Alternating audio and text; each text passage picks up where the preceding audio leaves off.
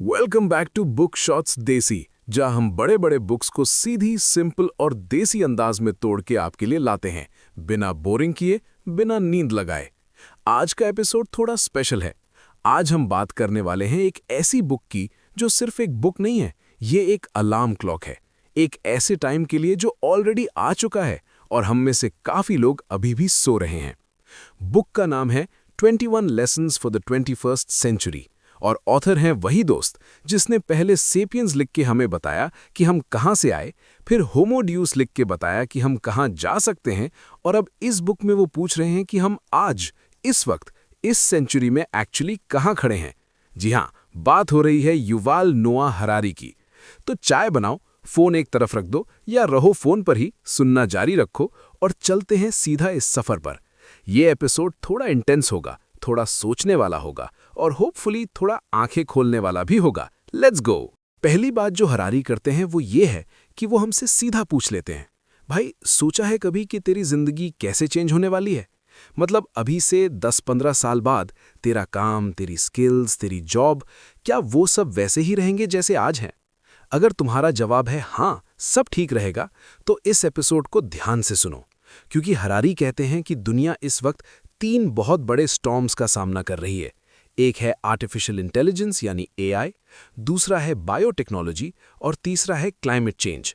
और ये तीनों मिलके एक ऐसा फ्यूचर बना रहे हैं जिसका हम में से किसी ने भी स्कूल में पढ़ा नहीं था। सोचो अपने दादा या नाना के बारे में। उन्होंने जो काम सीखा था, खेत में काम करना, कपड़े बनाना, कोई ट्रेड सीखना, वो जिंदगी भर काम आया। तुम्हारे पापा ने जो करियर चूज किया, अकाउंटेंट, टीचर, इंजीनियर, डॉक्टर, वो 30-40 साल चला। अब सोचो खुद के बारे में। जो डिग्री ले रहे हो, जो स्किल सीख रहे हो, क्या ये 20 साल बाद भी रेलेवेंट होगी? शायद नहीं। और हरारी की बुक का यही कोर टेंशन है। पार्ट 2, एआई दोस्त या दुश्मन। अब बात करते हैं एआई की। और जब हम एआई बोलते हैं तो सिर्फ चैट जीपीटी या कोई चैटबॉट नहीं, हम बात कर रहे हैं एक ऐसी टेक्नोलॉजी की जो खुद से सीखती है, खुद को इम्प्रूव करती है और ऐसे काम करने की ताकत रखती है जो हमने कभी सोचा था सिर्फ इंसान कर सकते हैं। एक डॉक्टर को मेडिकल स्कूल में 7-8 साल लगते हैं, फिर रेजिडेंसी, फिर स्पेशलाइजेशन, फिर एक्सपीरियंस। 15-20 साल में वो एक बेहद स्किल्ड प्रोफेशनल बनता है। एक एआई सिस्टम वही चीज लाखों केस रिकॉर्ड्स पढ़ के, हजारों रिसर्च पेपर्स एनालाइज करके काफी कम टाइम में सीख सकता है। और कुछ फील्ड्स में तो ऑलरेडी इंसान से बेटर परफॉर्म कर रहा है, जैसे रेडियोलॉजी में एक्सरेज और एमआरआईज देखना या पैथोलॉजी में कैंसर सेल्स आइडेंटिफाई करना। और ये सिर्फ फिजिकल या टेक्निकल जॉब्स नहीं है। हरारी स्पेशली ये पॉइंट उठाते हैं कि जो लोग सोचते हैं मेरी जॉब सेफ है क्योंकि मैं क्रिएटिव काम करता हूं या एनालिटिकल काम करता हूं, उन्हें भी सोचना चाहिए, क्योंकि एआई अब म्यूजिक कंपोज कर रही है, पोएट्री लिख रही है, लीगल डॉक्यूमेंट्स ड्राफ्ट कर रही है, फाइनेंशियल एनालिसिस कर रही है।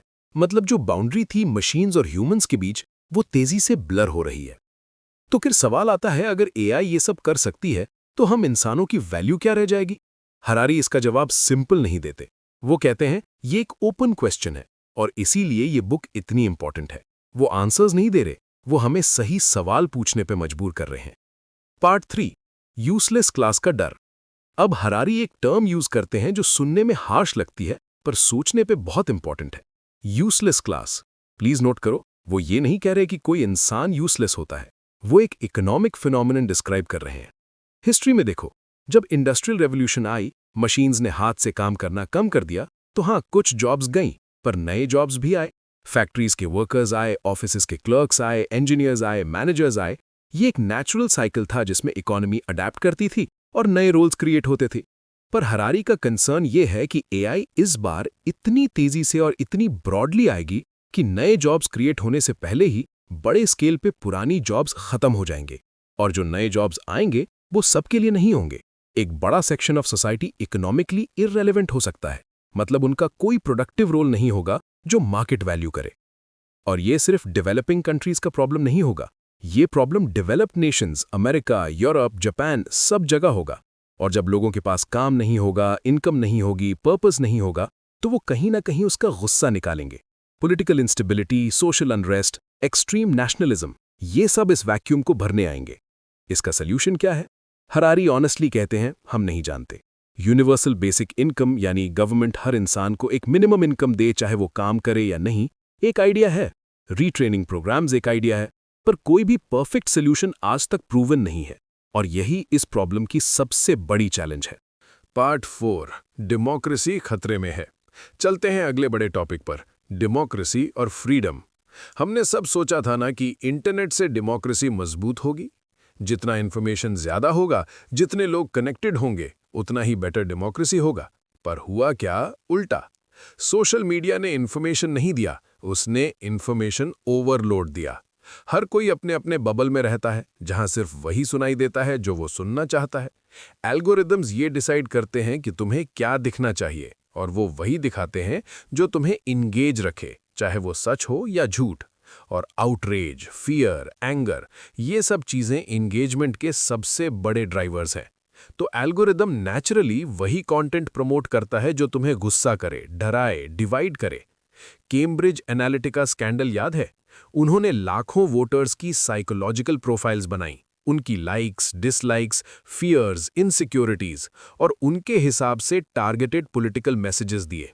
इतने प्रिसाइज कि एक ही कैंडिडेट के बारे में अलग अलग वोटर्स को अलग अलग मैसेजेस जाते थे, जो उनके पर्सनल बटन्स पुश करे। ये सिर्फ एक इलेक्शन हैक नहीं था, ये एक सिस्टम का एक्सपोज था। और हरारी यहाँ एक बहुत चिलिंग कंपैरिजन देते हैं। जॉर्ज ऑरवेल का 1984 याद है? बिग ब्रदर सब देख सकता था, पर सिर्फ बाहरी बिहेवियर, कैमरा से, सर्वेलेंस से। पर आज की टेक्नोलॉजी अलग है। आज वो एल्गोरिदम तुम्हारा बाहरी बिहेवियर नहीं देखता, वो तुम्हारा इनर वर्ल्ड समझता है। तुम्हारी डिजायर्स, तुम्हारी फियर्स, तुम्हारे डाउट्स, सब कुछ डेटा पॉइंट्स है। और जब कोई तुम्हारा इनर वर्ल्ड जानता है, तो तुम्हें मैनिपुलेट करना बहुत आसान हो जाता है। चाइना में social credit system already exist करता है, जहां सिटीजन्स को उनके बिहेवियर के बेसिस पर स्कोर मिलते हैं। ये अभी ज्यादा डेवलप्ड कंट्रीज में नहीं है, पर ये आइडिया, ये पॉसिबिलिटी वो दूर नहीं है। पार्ट 5, बायोटेक्नोलॉजी और इनइक्वालिटी का नया रूप। अब बात करते हैं बायोटेक्नोलॉजी की। क्रिस्पर जीन एडिटिंग टेक्नोलॉजी के बारे में सुना है? ये एक ऐसे टूल की तरह है जो तुम्हारी डीएनए में जाके स्पेसिफिक चेंजेस कर सकता है। कैंसर कॉजिंग जीन्स को ऑफ कर दो, जेनेटिक डिजीजेस को फिक्स कर दो, थियोरेटिकली इंसान की लाइफ एक्सपेक्टेंसी ड्रामेटिकली इंक्रीज कर दो। अब ये सब सुनने में बहुत अच्छा लगता है ना, मेडिकल साइंस का कमाल है। पर हरारी एक बड़ा सवाल उठाते हैं, ये सब किसके लिए एक्सेसिबल होगा? अगर जीन थेरेपी बहुत एक्सपेंसिव है, तो सिर्फ अमीर लोग ही अपनी हेल्थ ऑप्टिमाइज कर पाएंगे, सिर्फ अमीर लोग ही अपने बच्चों के जीन्स बेटर कर पाएंगे। तो ये एक ऐसी इनइक्वालिटी क्रिएट करेगी जो पहले कभी नहीं थी। पहले इनइक्वालिटी का मतलब था अमीर के पास ज्यादा पैसे हैं, बेहतर घर है, बेहतर एजुकेशन है, पर वह सब बहुत हद तक रिवर्सिबल था। एक जनरेशन मेहनत करे तो अगला बेहतर पोजीशन पे आ सकता है। पर अगर इनइक्वालिटी बायोलॉजिकल हो जाए, अगर अमीर लिटरली जेनेटिकली सुपीरियर हो जाए, ज्यादा स्मार्ट, ज्यादा हेल्दी, ज्यादा लॉन्ग लिव्ड, तो वो गैप कभी खत्म नहीं होगा। ये एक ऐसा क्लास सिस्टम क्रिएट करेगा जो हिस्ट्री में कभी नहीं था। ये थी 21 lessons for the 21st century, Yuval Noah Harari की एक ऐसी किताब जो तुमसे डरती नहीं है, जो अनकंफर्टेबल सवाल पूछती है, और जो ऑनेस्टली मानती है कि आंसर सिंपल नहीं है। इस बुक का सबसे बड़ा लेसन मेरे हिसाब से ये है, दुनिया चेंज हो रही है बहुत तेजी से। एआई रियल है, बायोटेक रियल है, क्लाइमेट चेंज रियल है, पॉलिटिकल मैनिपुलेशन रियल है। और अगर हम सिर्फ अपने डेली रूटीन में बिजी रहें, अपने फोन स्क्रॉलिंग करते रहें, अपने कंफर्ट जोन में बैठे रहें, तो ये चेंजेस हमें ब्लाइंड साइड कर देंगे। पर अगर हम इन सवालों से एंगेज करते हैं, अगर हम सोचते हैं, पढ़ते हैं, बात करते हैं, क्वेश्चन करते हैं, तो हम बेटर सिटीजन्स बन सकते हैं, बेटर ह्यूमंस बन सकते हैं, इस दुनिया को नेविगेट करने के लिए ज्यादा तैयार बन सकते हैं। हरारी खुद कहते हैं कि वो सबसे बड़ा गिफ्ट जो वो दे सकते हैं, वो आंसर्स नहीं है, वो अच्छे क्वेश्चंस हैं। और मुझे लगता है that's the point of this book. तो अगर ये एपिसोड आपको पसंद आया, तो प्लीज़ इसे अपने दोस्तों के साथ शेयर करो। जो लोग दुनिया को समझना चाहते हैं, जो लोग एक्चुअली सोचना चाहते हैं, उनके लिए ये बुक और ये चैनल है। लाइक करो, सब्सक्राइब करो, और अगर कोई बुक है जो तुम चाहते हो कि हम कवर करें, कमेंट्स में ज़रूर बताओ। मैं हूं आपका होस्ट, और ये था बुक शॉट्स देसी। तब तक पढ़ते रहो, सोचते रहो, और हाँ, अपना ख्याल रखो। मिलते हैं अगले एपिसोड में।